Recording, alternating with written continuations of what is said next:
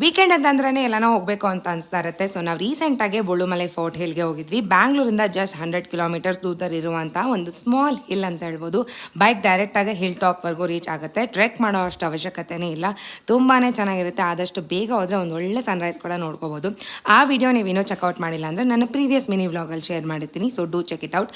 ಅಲ್ಲಿಂದ ನಮ್ಮ next destination ಬಂದು ಭೈರವ ನಿಲಯ. ಆ್ಯಂಡ್ ಸಿಕ್ಕಾಪಟ್ಟೆ ಬಿಸಿಲಲ್ಲ, ಮಧ್ಯದಲ್ಲಿ ಜ್ಯೂಸ್ ಎಲ್ಲ ಕುಡಿದು ಫೈನಲಿ ನಮ್ಮ ಡೆಸ್ಟಿನೇಷನ್ಗೆ ರೀಚ್ ಆದ್ವಿ. ಇದು ಕೃಷ್ಣಗಿರಿ ಡಿಸ್ಟ್ರಿಕ್ಟಲ್ಲಿರುವಂಥ ಕಂದಿಕುಪ್ಪಂ ಅನ್ನೋ ಒಂದು ಜಾಗದಲ್ಲಿರುವಂಥ ಕಾಲಭೈರವ ನಿಲಯ ದೇವಸ್ಥಾನ. ಸುತ್ತಾನು ಶ್ವಾನಗಳಿರುತ್ತೆ, ಅದಕ್ಕೆ ಆದಂಥ ವಿಶೇಷತೆ ಕೂಡ ಇರುತ್ತೆ. ಆ್ಯಂಡ್ ಈ ದೇವಸ್ಥಾನದಲ್ಲಿ ಯಾವುದೇ ಅರ್ಚಕರಾಗಿರಲಿ ಅಥವಾ ಪೂಜಾರಿ ಆಗಿರಲಿ ಯಾರೂ ಪೂಜೆ ಮಾಡೋದಕ್ಕೆ ಇರೋದಿಲ್ಲ.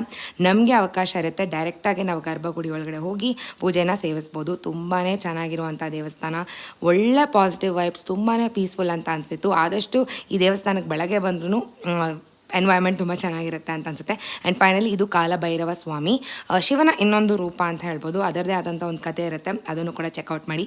ಆ್ಯಂಡ್ ದೇವಸ್ಥಾನ ಸುತ್ತಮುತ್ತ ಸಾಕಷ್ಟು ದೇವರುಗಳಿರುತ್ತೆ. ಶಿವ ಇರ್ತಾರೆ, ಆಮೇಲೆ ಗಣೇಶ ಸ್ವಾಮಿಯ ಎಲ್ಲ ದೇವರುಗಳು ಇರ್ತಾರೆ. ಎಲ್ಲ ದೇವರುಗಳನ್ನ ದರ್ಶನ ಮಾಡಿಕೊಂಡು ಅಲ್ಲೇ ಊಟ ಕೂಡ ಕೊಡ್ತಾರೆ. 10 AM ಇಂದ 10 PM ವರೆಗೂ ಅನ್ನದಾನ ಇರುತ್ತೆ. ತುಂಬಾ ಚೆನ್ನಾಗಿತ್ತು ಪ್ರಸಾದ. ಜಸ್ಟ್ ಸಿಂಪಲ್ ರೈಸ್ ಆ್ಯಂಡ್ ಬೇಳೆ ಸಾರು, ಬಟ್ ತುಂಬ ಟೇಸ್ಟಿಯಾಗಿತ್ತು. ಆ್ಯಂಡ್ ನಮ್ಮ ಕೈಲಾದಷ್ಟು ನಾವು ದಾನ ಕೂಡ ಮಾಡಿ ಅಲ್ಲೇ ದೇವಸ್ಥಾನದಲ್ಲಿ ಒಂದು 10-20 ಮಿನಿಟ್ಸ್ ರೆಸ್ಟ್ ಎತ್ಕೊಂಡು ಪೀಸ್ಫುಲ್ ಆಗಿತ್ತು, ತುಂಬ ಚೆನ್ನಾಗಿತ್ತು. ಅಲ್ಲಿಂದ ಬ್ಯಾಂಗ್ಳೂರು ಕಡೆಗೆ ಹೊರಟು ಬಂದ್ವಿ. ಸೊ ನೀವು ಇನ್ನು ನನ್ನ ಚಾನಲ್ನ ಸಬ್ಸ್ಕ್ರೈಬ್ ಮಾಡ್ಕೊಳ್ಳಿಲ್ಲ ಅಂದರೆ ದಯವಿಟ್ಟು ಸಬ್ಸ್ಕ್ರೈಬ್ ಮಾಡಿ, ಲೈಕ್ ಮಾಡಿ, ಶೇರ್ ಮಾಡಿ. Thank you so much for watching and have a happy weekend.